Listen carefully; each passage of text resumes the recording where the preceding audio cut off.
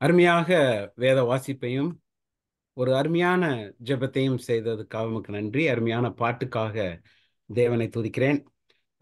இந்த ஓய்வு நாளின் இறுதி வேளையிலே ஒரு சிறு குடும்பங்களாக நாம் சேர்ந்து தேவனை போற்றவும் தேவனை பாடி துதிக்கவும் ஒரு அருமையான கொடுக்கப்பட்ட உள்ள இந்த நேரத்துக்காக தேவனை நான் சோஸ்தரிக்கிறேன்.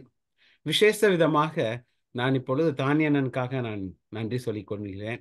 அவர்கள் என்னிடத்தில் பேச வேண்டும் என்று கேட்டபோது எனக்கு மிகுந்த சந்தோஷமாக காணப்பட்டது. மிக அருமையான ஒரு வசனத்தை சகோதரி அவர்கள் வாசித்தார்கள். ஆகையால் நீங்கள் மதியற்றவர்களாயிராமல் கர்த்தருடைய சித்தம் இன்னதென்று உணர்ந்து கொள்ளுங்கள். வேதாகமத்தை வாசித்து ஆராய்ந்து கர்த்தருடைய சித்தம் என்று சொன்னால் என்ன என்று சொல்லி ஆராய்ந்து பார்த்தபோது, கர்த்தருடைய சித்தம் என்று சொன்னால் தேவனுக்கு பிரியமாக காரியங்களை செய்வது. தேவனுக்கு பிரியமானதை செய்தலே கர்த்தரின் சித்தமாக வேதாகமம் நமக்கு தெளிவாக கூறுகிறது. தேவனுக்கு பிரியமானதை செய்தல் என்று சொன்னால் 10 கற்பனைகளை தேவனுக்கு கீழ்ப்படிதல், புனித காரியங்களை செய்யுதல், இரட்சிப்புக்கு நாம் தயாராக ஆகுதல், நம்மை தாமே தேவனுக்கு ஒப்பு கொடுத்தல், தேவனுக்கு என்று பாடுபடு என்று சொல்லி நாம் தயாராக இருத்தல், தேவன் மேல் மிகுந்த நம்பிக்கையாக இருத்தல், இன்னுமாக போதும் என்ற மனதோடு இந்த உலகத்திலே வாழக்கூடிய மனிதனாக இருந்தோம் என்று சொன்னால் தேவனுக்கு பிரியமானதை செய்தல். அதுவே கர்த்தரின் சித்தமாக இங்கே கூறப்படுகிறது. கர்த்தருடைய சித்தம் என்று சொன்னால் அதை பெறுவதற்கு நாம் மிகுந்த அவசியமாக இந்த உலகத்திலே இருக்கிறோம். தேவனுடைய சித்தம் நமக்கு வேண்டும் என்று சொன்னால் சங்கீதக்காரன் என்ன சொல்கிறார்? சங்கீதம் 40 8வது அதிகாரம் எடுத்தவர்கள் வாசிக்கலாம். சங்கீதம் 40 வசனம் 8. சங்கீதம் 40 வசனம் 8. என் தேவனே, உமக்கு பிரியமானதை செய்ய விரும்புகிறேன், உமது நியாயப்பிரமாணம் என் உள்ளத்தில் இருக்கிறது என்று சொன்னேன். தாவீது அரசன் மிக அழகாக என் தேவனே, உமக்கு பிரியமானதை செய்ய விரும்புகிறேன். நாம் அந்த காரியத்தை சொல்லுவோம் என்று சொன்னால் தேவனுக்கு பிரியமானதை சொல்லுவோம் செய்வோம் என்று சொன்னால் கர்த்தருடைய சித்தத்தை செய்கிறவர்களாக இந்த உலகத்துல இருக்கிறோம். இன்னுமாக சங்கீதக்காரன் 143வது சங்கீதம், சங்கீதம் 143 10வது வசனம். சங்கீதம் 143 10. உமக்கு பிரியமானதை செய்ய எனக்கு போதித்தருளும், நீரே என் தேவன், உம்முடைய நல்ல ஆவி என்னை செம்மையான வழியிலே நடத்துவாராக. உமக்கு பிரியமானதை செய்ய எனக்கு போதித்தருளும். முன்பு பார்த்தோம், என் தேவனே, உமக்கு பிரியமானதை செய்ய நான் விரும்புகிறேன். இப்பொழுது தேவனே, உமக்கு பிரியமானதை செய்ய நான் விரும்பினாலும் எனக்கு நீர் போதித்தரலும், எனக்கு நீர் அதை காட்டி கொடுத்தரலும் என்று சொல்லி தாவீதரசன் சொல்லுகிறார். எனக்கு பிரியமான திருச்சபை விசுவாசிகளே, தேவனுடைய சித்தத்தை நாம் எவ்வாறு அறிய வேண்டும்? எதற்காக அறிய வேண்டும்? தேவனுடைய சித்தம் முக்கியமாக காணப்படுகிறது. தேவனுடைய சித்தத்தை எதற்காக நாம் அறிந்திருக்க வேண்டும், உணர வேண்டும் என்று சொன்னால் 1 யோவான் புஸ்தகத்திலே 2வது அதிகாரம் 17வது வசனம். 1 யோவான் புஸ்தகத்திலே 2வது அதிகாரம் 17வது வசனம். உலகமும் அதன் இச்சையும் ஒழிந்து போம், தேவனுடைய சித்தத்தின்படி செய்கிறவனோ என்றென்றைக்கும் நிலைத்திருப்பான். ஏன் தேவனுடைய சித்தத்தை நாம் தேட வேண்டும்? தேவனுடைய சித்தத்தை, கர்த்தருடைய சித்தத்தை நாம் உணர வேண்டும் என்று சொன்னால் உலகத்தில் உள்ள அனைத்து இச்சைகளும் ஒளிந்து போம், தேவனுடைய சித்தத்தின்படி நடக்கிறவன் என்றென்றைக்கும் நிலைத்திருப்பான். நீங்களும் நானும் இந்த பூமியில சுதந்திரித்து நிலைத்திருக்க வேண்டும் என்று சொன்னா, தேவனுடைய ராஜ்யத்திலையும் நம்ம நிலைத்திருக்க வேண்டும் சொன்னா, உலகத்தின் இச்சை ஒளிந்து போகும். தேவனுடைய சித்தத்தின்படி நடக்கிறவர்களோ என்றென்றைக்கும் நிலைத்திருப்பார்கள் என்று 1 யோவான் புத்தகத்திலே 2வது அதிகாரத்திலே 17வது வசனத்திலே வாசிக்கிறோம். தேவனுடைய சித்தத்தை உணர்ந்து கொண்டால் மட்டும் போதாது, அதன்படி செய்கிறவன் எவனோ அவன்தான் நிலைத்திருப்பான், அவன் என்றென்றைக்கும் நிலைத்திருப்பான் என்று வேதாகம் நமக்கு திட்டத்தனமாக தெரிவிக்கிறது. எனக்கு பிரியமான தேவ ஜனமே, வாசித்த வசனத்தின் பிரகாரம், ஆகையால் நீங்கள் மதியற்றவர்களாய் இராமல் கர்த்தருடைய சித்தத்தை இன்னதென்று உணர்ந்து கொள்ளுங்கள். பவுல் அப்போஸ்தலர் மிக தெளிவாக இங்கே கூறுகிறார். கர்த்தருடைய சித்தத்தை நான் எப்படி உணர்வது? தேவனுடைய சித்தத்தை உணர வேண்டும் என்று சொன்னா 4 காரியங்கள் நாம் செய்ய வேண்டும். இந்த உலகத்தில் இருக்கும்போது 4 காரியங்களை நாம் செய்தோம் என்று சொன்னால் அவருடைய சித்தத்தை உணர்ந்து கொள்ளத்தக்கதாக நமக்கு ஒரு வாய்ப்பு கிடைக்கிறது. எபேசியர் புஸ்தகத்திலே 5வது அதிகாரத்திலே 15வது வசனமும் 16வது வசனத்தை வாசிப்போம் என்று சொன்னால், அங்கே என்னென்ன காரியங்கள் நமக்கு தேவை? 4 காரியங்கள், கர்த்தருடைய சித்தத்தை இன்னதென்று அறிந்து கொள்ள 4 காரியங்கள் அங்கே கொடுக்கப்பட்டுள்ளது. ஆனபடியினாலே நீங்கள் ஞானமற்றவர்களைப் போல நடவாமல் ஞானம் உள்ளவர்களைப் போல கவனமாய் நடந்து கொள்ள பார்த்து, நாட்கள் பொல்லாதவைகளானதால் காலத்தை பிரயோஜனப்படுத்திக் கொள்ளுங்கள். 4 காரியங்களை அங்கே பவுல் அப்போஸ்தலர் கூறுகிறார். கர்த்தருடைய சித்தத்தை, அவருடைய இஷ்டத்தை நாம் அறிந்து கொள்ள வேண்டும், உணர்ந்து கொள்ள வேண்டும் என்று சொன்னால் ஞானமற்றவர்களாய் நடவாமல் ஞானம் உள்ளவர்களாக நடக்க வேண்டும். 3வது, கவனமாக நடக்க வேண்டும். 4வதாக, காலத்தை பிரயோஜனப்படுத்திக் கொள்ள வேண்டும். 4 காரியங்கள். ஞானமற்றவர்களாய் போல நடவாமல் ஞான உள்ளவர்களாக நடக்க வேண்டும், கவனமாக நடக்க வேண்டும், காலத்தை பிரயோஜனப்படுத்திக் கொள்ள வேண்டும். இந்த 4 காரியங்களையும் நாம் செய்தோம் என்று சொன்னால் கர்த்தருடைய சித்தத்தை உணர்ந்து கொள்ளத்தக்கதாக நமக்கு வாய்ப்பு அங்கே கிடைக்கிறது. ஞானமற்றவர்களைப் போல, நாங்க மதுரையில குடி இருந்தபோது எனக்கு 12 வயசு இருக்கும். அங்கே எங்களுடைய பக்கத்து வீட்டுக்காரர் ஒருத்தர் சென்னையிலிருந்து மதுரைக்கு டிரான்ஸ்ஃபர் ஆகி வந்தார்கள். அங்கே ஒரு வாலிபர், எனக்கு 12 வயசு, அந்த வாலிபருக்கு 20-22 வயசு இருக்கும். அந்த வாலிபர் ரொம்ப அழகாக நேர்த்தியாக இருந்தார்.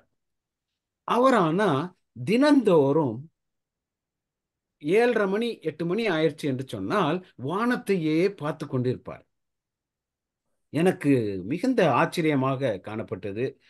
நான் என்ன இந்த மகனிடத்தில் போய் கேட்க வேண்டும், என்னத்தை பார்த்து கொண்டிருக்கிறீர்கள் என்று ஒரு நாள் கேட்டேன்.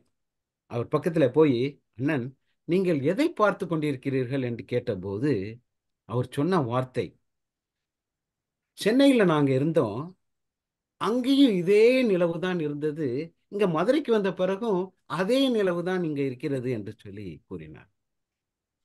ஞானமற்றவர்களைப் போல நடவாமல், அந்த மனிதன் சொன்ன வார்த்தை எனக்கு இன்னும் காதலே ஒலித்து கொண்டிருக்கிறது. அந்த மனிதன் ஞானமற்றவனைப் போல அங்கே பேசினான். அதே நிலவு இங்கே இருக்கிறது என்று சொன்ன மாத்திரத்திலே, நான் 12 வயதாக இருந்த அந்த நேரத்திலே எனக்கு அப்படியே ஒன்றுமே புரியவில்லை. இவ்வளவு பெரிய மனிதர், அவர் எனக்கு சொல்லிக் கொடுக்க வேண்டிய காரியங்களை நான் இப்பொழுது அவருக்கு சொல்லிக் கொடுக்கும்படியான ஒரு சூழ்நிலை ஏற்பட்டது என்று எனக்கு ரொம்ப மனது கஷ்டமாக ஏற்பட்டது. ஏன் என்று சொன்னால், ஞானமற்றவர்களைப் போல நடவாமல் ஞானம் உள்ள மனிதர்கள் போல நடக்க வேண்டும். ஞானமற்றவர்களைப் போல நடவாமல் ஞானம் உள்ளவர்களைப் போல நாம் நடக்க வேண்டும். ஞானம் உள்ள ஒரு மனிதன் என்று சொன்னால் உங்களுக்கு எல்லாத்துக்குமே தெரியும், சாலமோன் ஞானி ஒரு ஞானம் உள்ள மனிதன் என்று வேதாகமம் கூறப்படுகிறது. இந்த சாலமோன் ஞானி ஒரு பெரிய அரசனாக இருந்தான். உங்கள் எல்லோருக்கும் தெரியும். 2 நாளாகம புஸ்தகத்திலே 1வது அதிகாரத்திலே 11வது வசனத்திலே மிக அழகாக கூறப்படுகிறது. தேவன் சாலமோனை பார்த்து உனக்கு என்ன வேண்டும் என்று சொல்லி கேட்கும்போது, உங்களை பார்த்தும் என்னை பார்த்தும் தேவன் என்ன உனக்கு வேண்டும் என்று சொன்னா, நான் என்ன கேட்கப் போகிறேன் தேவனிடத்துல, நீங்கள் என்ன கேட்கப் போகிற தேவனிடத்துல? நான் என்ன கேட்பேன் என்று சொன்னா, நான் பெரிய பில்லியனர் ஆகணும், பணம் சம்பாதிக்கணும், இந்த உலகத்துல வாழணும் அப்படின்னு சொல்லி நீண்ட ஆயுள் நாட்களை கேட்பேன். ஆனா சாலமோன் என்ன கேட்டான் என்று சொன்னால், வாசிங்க 11வது அதிகாரம் 1வது 2 நாளாக 2 நாளாகவும் 1:11. அப்பொழுது அப்பொழுது தேவன் வாசிங்க. அப்பொழுது தேவன் சாலமோன் நோக்கி, இந்த விருப்பம் உன் இருதயத்தில் இருந்தபடியாலும் நீ ஐஸ்வர்யத்தையும் சம்பத்தையும் கனத்தையும் உன் பகைஞரின் பிராணனையும் நீடித்த ஆயுசையும் கேளாமல் நான் உன்னை அரசால பண்ணின என் ஜனத்தை நியாயம் விசாரிக்கத்தக்கதாக ஞானத்தையும் விவேகத்தையும் நீ கேட்டபடியினாலும். ஞானமும் விவேகமும் தந்திருக்கிறது மட்டுமல்ல, உனக்கு முன் இருந்த ராஜாக்களிலும் உனக்கு பின் இருக்கும் ராஜாக்களிலும் இல்லாத ஐஸ்வர்யத்தையும் சம்பத்தையும் கனத்தையும் உனக்கு தருவேன் என்று சாலமோன் ஞானிக்கு தேவன் ஞானத்தை மட்டுமல்ல பெரிய ஐஸ்வர்யத்தையும் கொடுத்தார். இப்பொழுது இருக்கும் பெரிய ஐஸ்வர்யவான் யார் என்று சொல்லி பார்ப்போம் என்று சொன்னால், 131 பில்லியன் கொண்ட ஒரு மனிதர். இரண்டாவதாக டெஸ்லா என்ற கம்பெனியில 131 பில்லியன் உள்ள மனிதன் மிகப்பெரிய பணக்காரன்.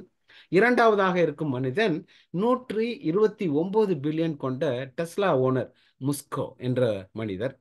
மூன்றாவதாக இந்தியர் மனிதர் வருகிறார், அம்பானி. உங்களுக்கு எல்லாத்துக்கும் தெரியும், அவருக்கு 119 பில்லியன். ஆனா ஒருவர் கூட இந்த சாலமோன் ஞானி பக்கத்திலேயே போகல. எவ்வளவு ஆச்சரியமா இருக்கு பாருங்க. இந்த சாலமோன் ஞானியோட சொத்து மதிப்பு என்னவென்று சொல்லி பார்ப்போம் என்று சொன்னால், 2 ட்ரில்லியனுக்கு மேலாக அவர் பெரிய பணக்காரராக அந்த காலத்துல இருந்திருக்கிறார் என்று வாசிக்கிறேன். தேவனுக்கு பிரியமான பிள்ளைகளே, இவ்வளவு ஞானத்தையும் இவ்வளவு செல்வத்தையும் பெற்ற இந்த மனிதர் என்ன நேரிட்டது? ஞானம் மற்ற ஒரு மனிதனாக மாறக்கூடிய தன்மை உருவாயிற்று. இவ்வளவு சாலமோன் ஞானி என்ற ஒரு மனிதன், ஞானமுள்ள மனிதன் என்ன ஆனான் என்று சொன்னால், ஞானமற்ற காரியங்களை, தேவனுக்கு விரோதமான காரியங்களை செய்ய ஆரம்பித்தான். விக்கிர ஆராதனை செய்தான், விக்கிரக பலி செய்ய ஆரம்பித்தான், தேவனுக்கு விரோதமான காரியத்தை செய்து தேவனை விட்டு விலகி போனான் என்று பார்க்கிறோம். ஞானமற்றவர்களை போல நடவாமல், இதுதான் முதல் காரியமாக நம்மத்திலே கூறப்படுகிறது. ஞானமற்றவர்களைப் போல நடவாமல் நாம் ஞானம் உள்ளவர்களைப் போல நடக்க வேண்டும். எப்படி ஞானம் உள்ளவர்களைப் போல நடக்க வேண்டும்? யாரிடத்தில் இந்த ஞானத்தை கேட்க வேண்டும்? ஞானம் என்று சொன்னால் என்ன? அறிவு என்று சொன்னால் என்ன? அறிவு என்று சொன்னால் கல்வியோ இல்ல அனுபவத்திலிருந்து வரக்கூடிய ஒரு உலக பிரகாரமான ஒரு காரியம்தான் அறிவு. ஆனால் இந்த நல்ல அறிவை, ஒரு நல்ல முடிவையும் நல்ல தீர்ப்பையும் எடுக்கக்கூடிய இந்த அறிவையும் அனுபவத்தையும் பயன்படுத்தி செய்யக்கூடிய ஒரு திறன் என்று சொல்லக்கூடியதுதான் ஞானம். ஞானத்தோடு இந்த உலகத்துல வாழம் என்று சொன்னா, எடுத்தவங்க வாசிங்க நீதிமொழிகள் 2வது அதிகாரம் 6வது வசனம். நீதிமொழிகள் 2:6. கர்த்தர் ஞானத்தை தருகிறார், அவர் வாய் நின்று அறிவும் புத்தியும் வரும். யார் நமக்கு ஞானத்தை கொடுக்கிறார் என்று சொல்லி பார்ப்போம் என்று சொன்னால், கர்த்தரிடத்திலேயே நமக்கு ஞானம் கிடைக்கிறது. மனிதர்களிடத்திலேயோ உலக காரியங்களிலோ இந்த ஞானம் நமக்கு கிடைக்காது. நம்மளுடைய மூளையை உண்டாக்கின தேவன் நமக்கு ஞானத்தை தருகிற ஒரு தெய்வமாக காணப்படுகிறார். நாம் ஞானத்தை பெற வேண்டும் என்று சொன்னால் அது கர்த்தரிடத்திலே இருக்கிறது.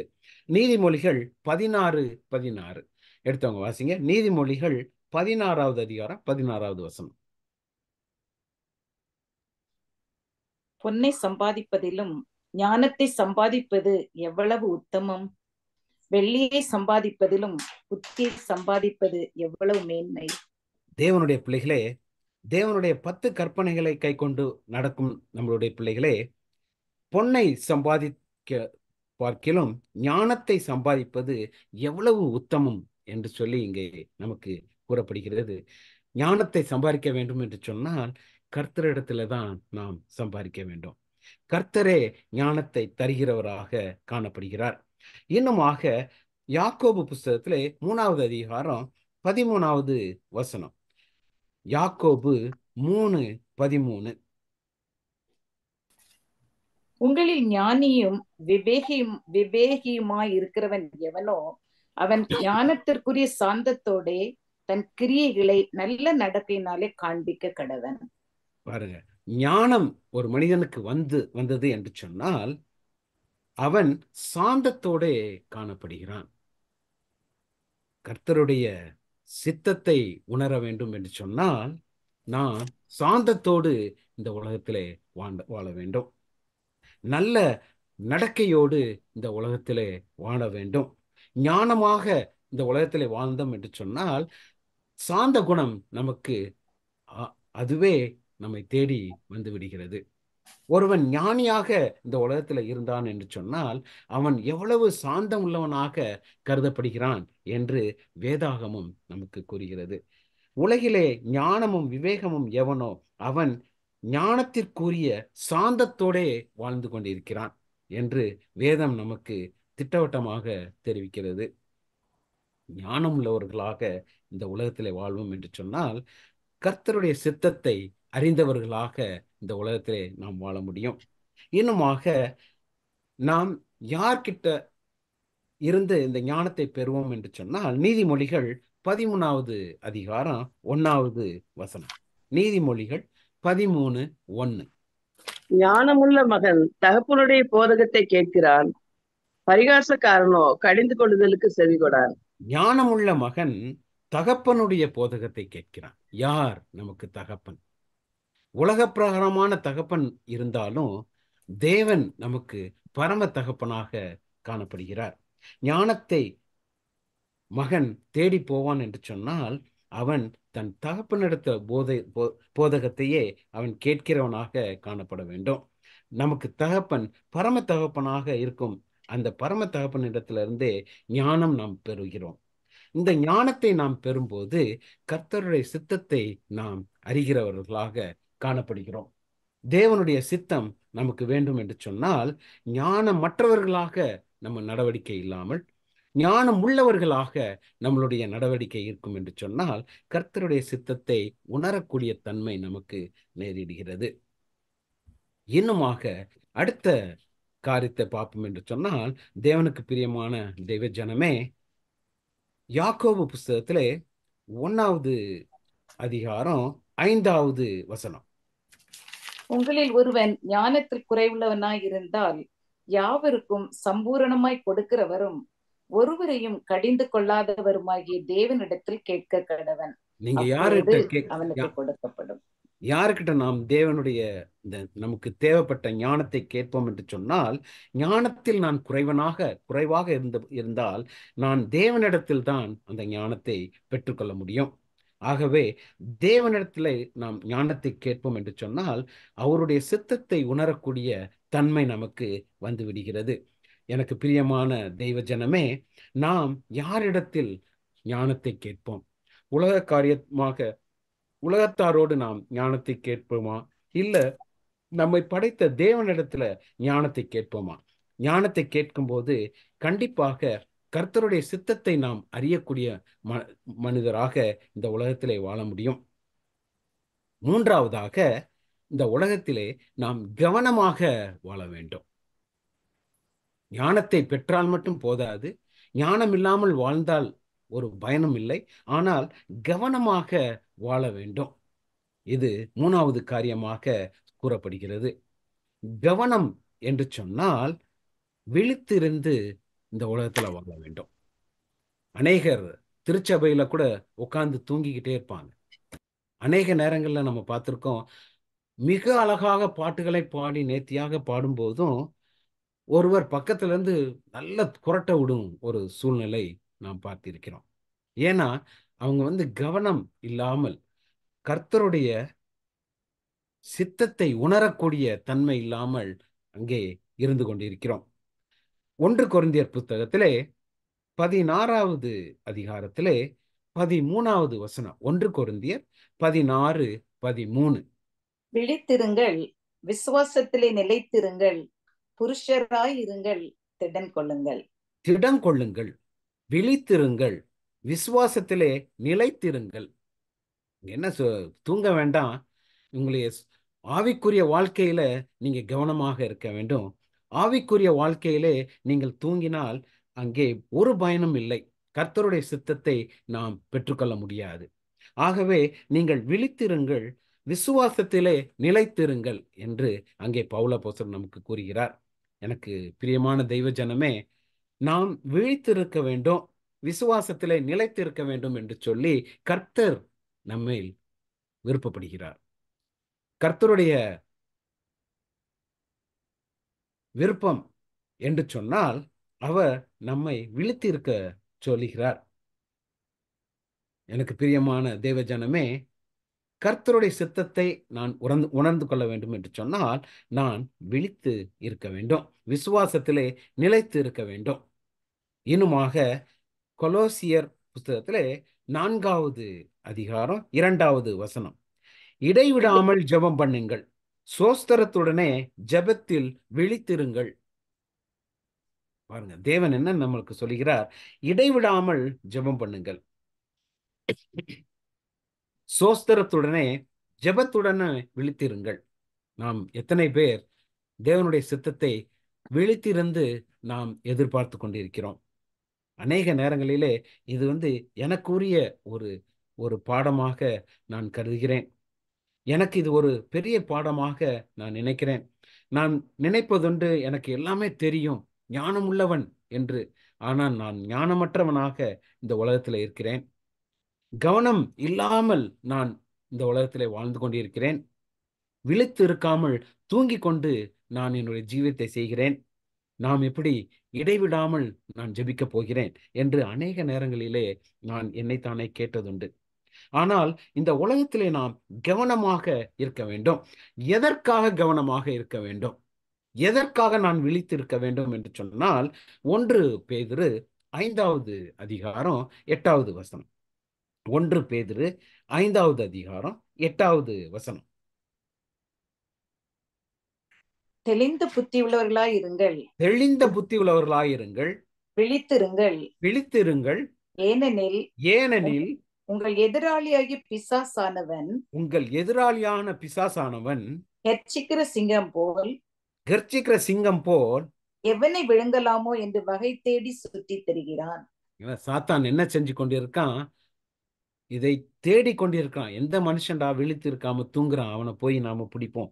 முதலில் நம்மை வஞ்சித்த சாத்தான் நம்மை எவ்வாறு ஆகவே அவன் நம்மை மேல் கவனமாக இருந்து நம்மை எப்படியாவது விழுங்கி விடலாம் என்று சொல்லி அவன் காத்திருக்கும் இந்த சூழ்நிலையிலே நாம் எவ்வளவு கவனமாக இருக்க வேண்டும். ஞானமற்றவர்களாக இந்த உலகத்துல இருந்தாலும், ஞானம் உள்ளவர்களாக இருந்தாலும், கவனமாக இருந்தாலும் சாத்தான் நம்ம பின்னாடியே இருந்து கொண்டிருக்கிறான். ஆனா தேவ பிள்ளைகளாகிய நீங்களும் நானும் விழித்திருந்து ஜெபம் பண்ணுவோம் என்று சொன்னால் இந்த காரியங்கள் அனைத்துமே நமக்கு தேவனுடைய சித்தத்தின் பிரகாரம் நடக்க ஆரம்பித்து விடும். கர்த்தருடைய சித்தத்தை உணர வேண்டும் என்று சொன்னால் நீங்கள் இந்த காரியங்களை செய்வீர்கள் என்று சொன்னால் கண்டிப்பாக தேவன் நம்மை உணர்த்துவார். 4வது காரியமாக காலத்தை நாம் பிரயோஜனப்படுத்துதல். இது மிக முக்கியமான காரியம். இன்றைக்கு கூட போதர் அவர்கள் கடைசி காலத்தில் இருக்கிறோம் என்ற ஒரு செய்தியை நமக்கு மிக அழகாக கூறினார். காலத்தை பிரயோஜனப்படுத்துதல் ஏன் என்று சொன்னால் யோவான் புஸ்தகத்திலே 9வது அதிகாரம் 4வது வசனம்.